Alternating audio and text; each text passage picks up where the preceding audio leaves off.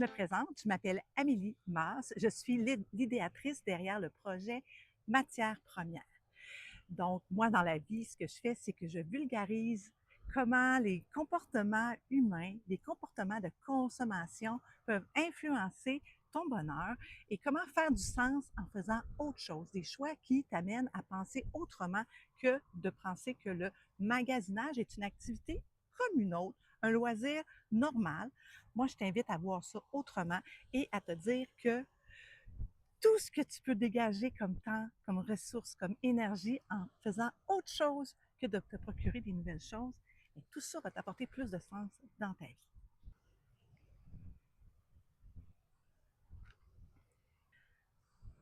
La raison pour laquelle je te dis que tu n'as pas besoin d'acheter des choses de plus pour te sentir plus heureuse, plus adéquate, plus satisfaite, c'est qu'en fait, tu as déjà tout.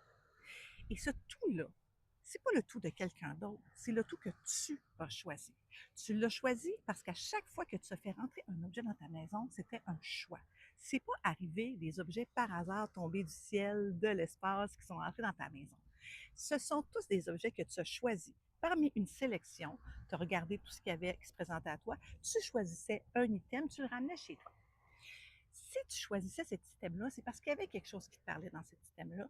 Et aujourd'hui, tu le vois peut-être plus parce qu'il n'est pas agencé de la même façon que dans la boutique, il n'est pas utilisé de la même façon que certaines personnes que tu connais. Tu as l'impression qu'il ne te satisfait pas comme il devrait. Il ne remplit pas sa promesse. Moi, je t'invite à regarder ton intérieur comme un magasin de rêves gratuit. De rêves parce que c'est toi qui as choisi chacun des éléments qu'il y avait dedans. Tu as pris tous tes éléments préférés que tu as trouvés un peu partout et tu les as mis ensemble dans ton chez-toi. Gratuit, parce que c'est des choses qui sont déjà payées, qui sont déjà rendues. Tu n'as plus besoin de payer pour te les procurer. Ils sont déjà à toi. Maintenant, comment ça qu'ils ne te satisfont pas, ces objets-là, si tu les as choisis volontairement une journée, puis que maintenant, ils ne font pas la job, puis ils ne remplissent pas la promesse qu'ils étaient supposés faire? Pourquoi? Puis qu'est-ce que tu peux faire autrement pour que ça se passe autrement, justement? En fait, c'est que tu les as vus dans un environnement et tu t'es projeté que cet environnement allait suivre l'objet. Tu dans une boutique où ce que tout était agencé, puis là tu t'es dit je vais le mettre chez moi, tout va devenir beau, mais non, tu n'as pas les autres objets. Donc, il devenait un objet parmi tant d'autres. Il n'a pas amené la magie du magasin avec toi. Tu l'as vu, une influenceuse qui te présentait ce produit-là dans une vidéo qui était super léchée, bien travaillée, mais tu n'avais pas toute l'ambiance qui venait avec. Toi, tu as pris seulement l'objet en pensant que tout allait suivre. Mais c'est pas arrivé. Puis, je te promets une chose, ça ne va pas se produire non plus dans le futur. Parce que tu l'as déjà essayé puis ça n'a pas marché. Je l'ai déjà essayé et ça n'a pas marché. En fait, notre problème majeur, c'est qu'on s'attend toujours que le prochain objet fasse quelque chose que les autres objets d'avant n'ont pas fait. C'est-à-dire rendre ça merveilleux, magique, beau, pratique, performant. Mais pour que ces objets-là remplissent leurs promesses, tu dois les utiliser. Ce n'est pas leur possession qui va rendre ton environnement ou ta vie de ça, comme ça. C'est le fait de les utiliser à faire des tâches ou à faire des loisirs ou à faire des activités quotidiennes qui te plaisent, qui t'enrichissent, qui te nourrissent. L'objet en lui-même, il ne faut pas oublier que ce n'est qu'un outil. Un outil, si je ne l'utilise pas, ne sert à rien. Donc, effectivement, il ne me rend pas plus satisfaite ou heureuse parce que je l'ai mis avec les autres. J'ai mis le livre sur la pile, je le lirai un jour. J'ai mis ma camisole là, puis je vais la mettre la prochaine fois, peut-être quand je vais mettre mon pantalon que j'aime. Je ne sais pas. Je vais le retrouver avec une étiquette plus tard.